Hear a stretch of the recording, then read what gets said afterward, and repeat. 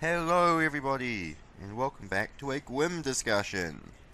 Yes, welcome back everybody.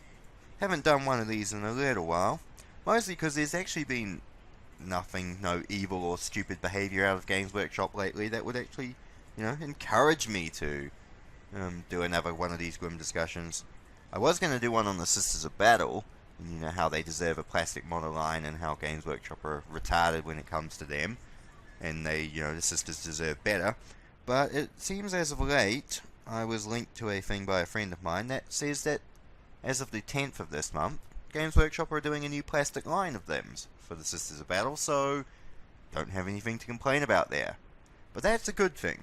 I may actually do a video on the Sisters of Battle in the future, but for today, I thought we'd take things in a more positive light and focus on some things that Games Workshop, well, at least a subsidiary of Games Workshop, have been doing right lately.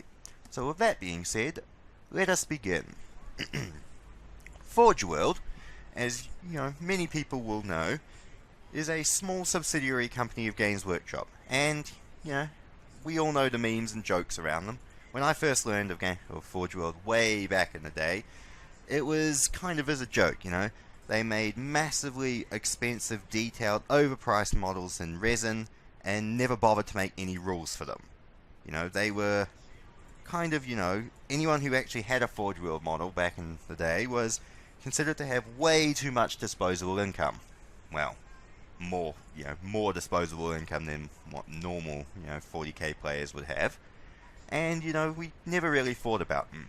I mean, they, came up with some awesome models and great sort of settings, and Imperial armor books were cool, but the problem was they were just way too expensive, and Games Workshop, well, not Games Workshop I should say, Forge World, sorry, had the habit of releasing models with no rules, so no one really took them that seriously, we just sort of ignored them and focused on Games Workshop and new Space Marine codexes and carried on the way we always have done. But lately, Forge World have actually been the only group, in my opinion, in that whole corporate entity of Games Workshop and its subsidiaries, that is doing anything right. Forge World has been doing great lately. And I think a lot of the success of Games Workshop actually owes down to Forge World and not what they've been doing. Let me begin. First off, yes, they still make massively overpriced models that, nobody can afford. I mean, you just have to look at the Warlord Titan to see, that one. And yes, they do come up with a few odd ideas here and there, and they seem to be, have a lot of, affection for things like Tau battlesuits and, the Red Scorpions and, little things like that. But, on the whole, they've been doing everything, in my opinion, right. Then just look at what they've done lately. I mean, you don't need to go any further to see something good that they've done than the Horus Heresy books. The Horus Heresy, which is a setting that all 40k fans have been dreaming about and wanting to play models for, wanting the fluff, wanting new rules, wanting to do it for years upon years. And Games Workshop naturally would never do that, because Games Workshop long since abandoned sense a while ago, in my personal opinion. But Forge World have, and they've done it right. I mean, they have, all of their Horus Heresy models. They're all out. They all have rules, which is amazingly. In fact, it's gotten to the reverse situation where Forge World actually have rules out for models that don't even exist yet. I'm thinking of you, Rogel Dawn and Alfarius. So they're just doing everything right. And the Mechanicum stuff, adding new Legio Cybernetica, adding Imperial Army, adding the Horus Heresy and the 18 Legions, it's incredible. The, Forge World books for the Horus Heresy, Betrayal, Massacre, Conquest, all of them, they're incredibly well written, they've got good rules, good fluff, nice models, new special characters, and they're generally really good value, and I really, personally recommend them. And, it's just a good thing that Forge World has done for us. Now, I know what some of you nitpickers are going to say in the background. You're thinking, Yeah, but the Horus Heresy stuff is alright, it's nice, but it's just too damn expensive. I mean, a 5-man assault marine squad's £35. That's pretty expensive. Depending on your perspective, it is a little expensive, but personally, for me, living in New Zealand, it actually isn't.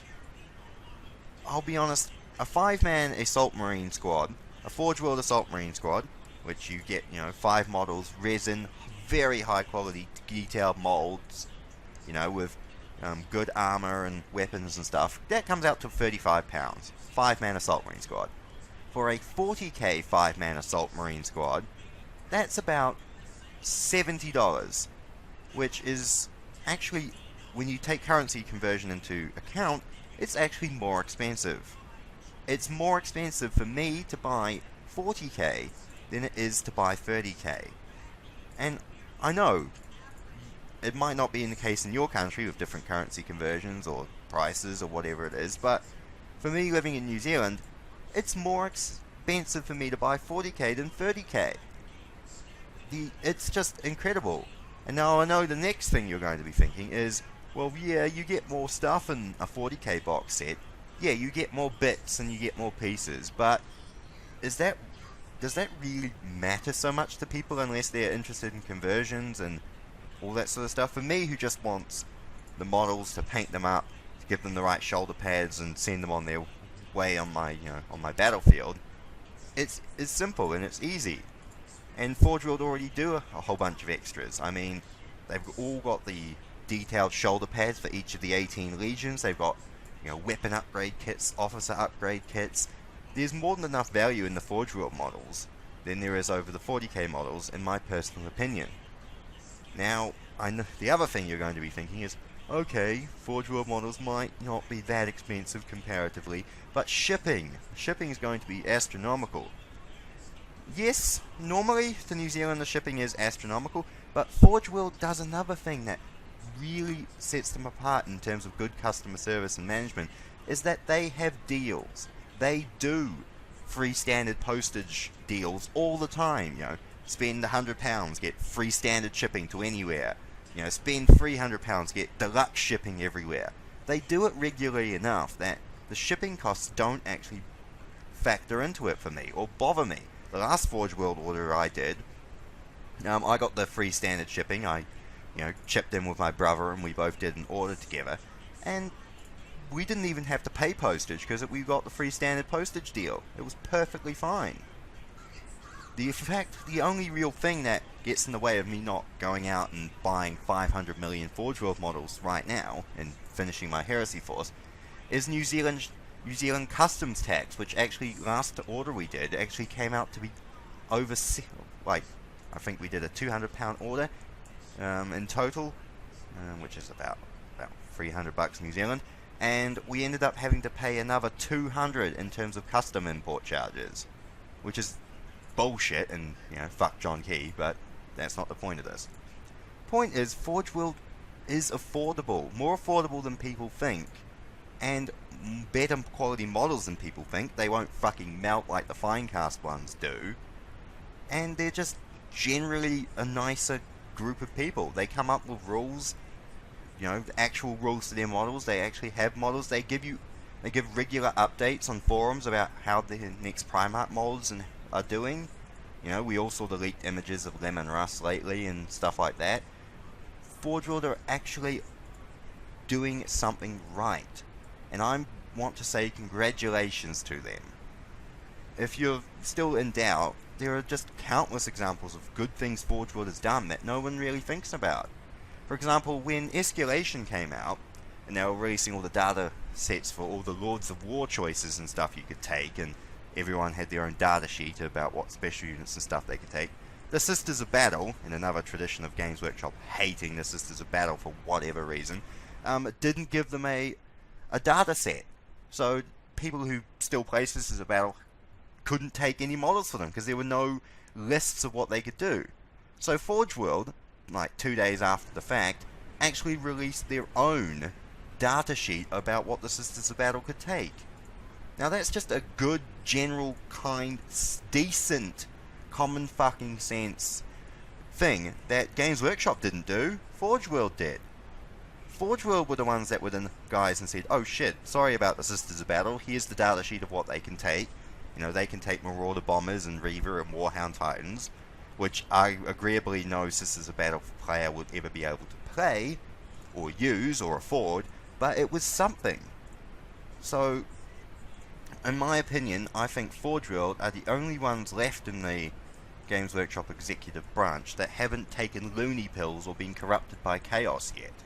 And whatever you guys are doing out down there in Forge World to hold the line against this, you know, Games Workshop level bollockry, I say keep fighting, good sirs, and keep doing what you're doing.